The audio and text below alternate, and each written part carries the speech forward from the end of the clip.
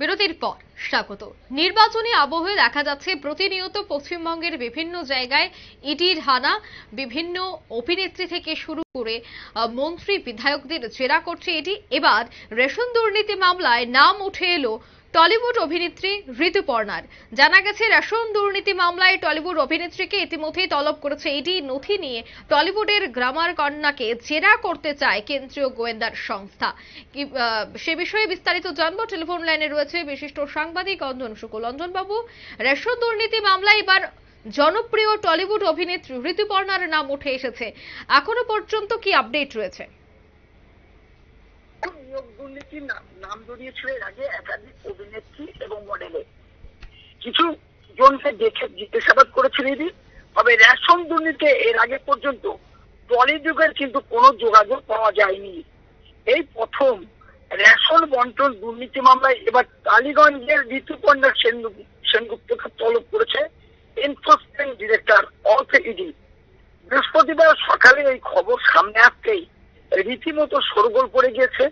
এর আগে নিয়োগ দুর্নীতিতে নাম জড়িয়েছিল একাধিক অভিনেত্রী ও মডেলে।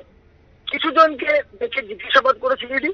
তবে রেশন দুর্নীতিতে এর আগে পর্যন্ত টলিউড যোগের কথা শোনা যায়নি। এবার শেষ দফা ভোটের ঠিক আগের মুহূর্তে রেশন দুর্নীতিতে নাম জড়ালো তারকা এই অভিনেত্রী। সূত্রের খবর, আর্থিক লেনদেন সংক্রান্ত কিছু নথি যাচাই করতেই তাকে তলব করা হয়েছে।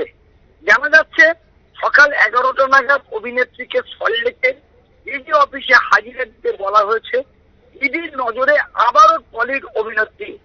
আগামী 5ই জুন তাকে ডেকে পাঠানো হয়েছে সিডিও কমপ্লেক্সে। বেশ কিছু নথি নিয়ে তাকে হাজিরা দিতে বলেছেন ইডি আধিকারিকরা। সূত্রের খবর, আর্থিক লেনদেন সংক্রান্ত কিছু নথি যাচাই করতেই তাকে তলব করা হয়েছে। জানা যাচ্ছে সকাল 11টা নাগাদ অভিনেত্রীকে সল্টলেকের ইডি অফিসে হাজিরা দিতে বলা হয়েছে। তবে অভিনেত্রীর ঘনিষ্ঠ মহল সূত্রে জানা যাচ্ছে এখনো পর্যন্ত নাকি এরকম কোনো নোটিশ পায়নি। তবে আমরা যেটা জানতে পারছি, জ্যোতিপ্রিয় মল্লিকের সঙ্গে অতি ঘনিষ্ঠভাবে যুক্ত রয়েছে এই ঋতুপর্ণা সেনগুপ্তর নাম। একদমই। এখনো পর্যন্ত কি ঋতুপর্ণা সেনগুপ্ত থেকে কিছু জানা গেছে, বা ওনার যারা কাছের লোক রয়েছে বা ওনার যারা ট্রেনার রয়েছে তাদের পক্ষ থেকে কি এখনো পর্যন্ত কিছু উঠে এসেছে? তারা বলছে তাদের কাছে এরকম ধরনের কোনো এখনো চিঠি এসে পৌঁছায়নি। চিঠি তো আসার পরে তারা ঠিক করবে যে তারা কি করবে, বা পরবর্তীকালে উকিলের পরামর্শ নিয়ে তারা পদক্ষেপ নেবে এবং সেদিন হাজিরা দেবে কিনা সেই পরে জানা যাবে। এখনো পর্যন্ত তারা কিছু খোলাসা করে বলতে চাচ্ছে না। ধন্যবাদ অঞ্জন বাবু। রেশন দুর্নীতি মামলায় অভিযুক্ত অভিনেত্রীর নাম উঠে এসেছে, ঋতুপর্ণা সেনগুপ্তের নাম উঠে এসেছে। এখনো পর্যন্ত কিন্তু ঋতুপর্ণা সেনগুপ্ত এবং ওনার ঘনিষ্ঠদের পক্ষ থেকে কি প্রতিক্রিয়া তা এখনো পর্যন্ত পাওয়া যায়নি। যদিও সূত্র মারফত খবর যে আগামীকাল তাকে জেরা করবে ইডি। নিয়ে নিচ্ছে ছোট্ট একটি বিজ্ঞাপন বিরতির সঙ্গে থাকুন।